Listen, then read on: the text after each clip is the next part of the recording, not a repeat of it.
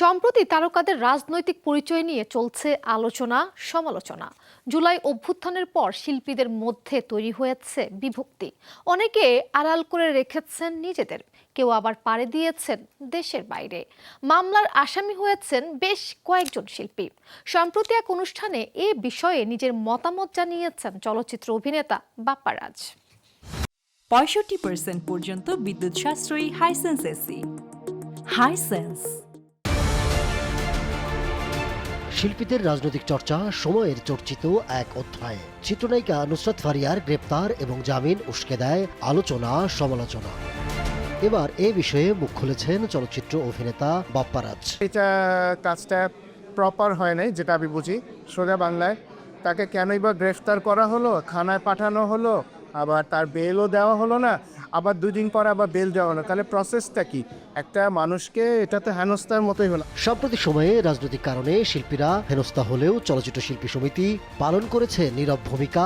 এ নিয়ে সমালোচনার মুখে সংগঠনটি। কতগুলো লোক আসার পর থেকে শিল্পী সমিতি একটা দলের চাটুকার হয়ে গিয়েছিল, ওদের মুখপাত্র হয়ে গিয়েছিল।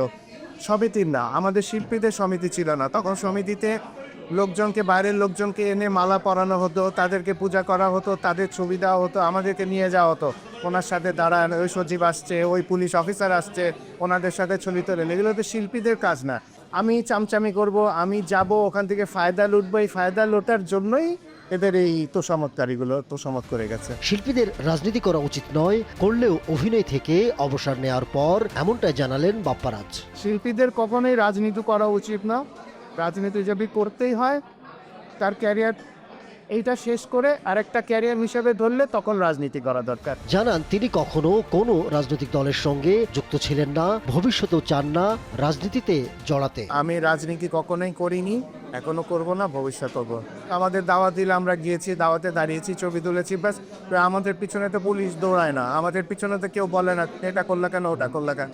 আমিও তো আওয়ামী লীগের পার্টিতে গিয়েছি, বিএনপির পার্টিতে গেছি, ফাংশনে গেছি, তো কেউ তো আমাদেরকে কোনোদিন বলে না। আমরা বিকজ কখনো সুযোগ নিতে চাই না।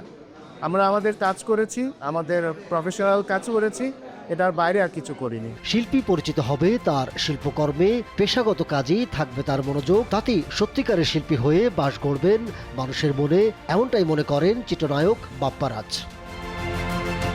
Ahmed Tauquir, showbiz tonight.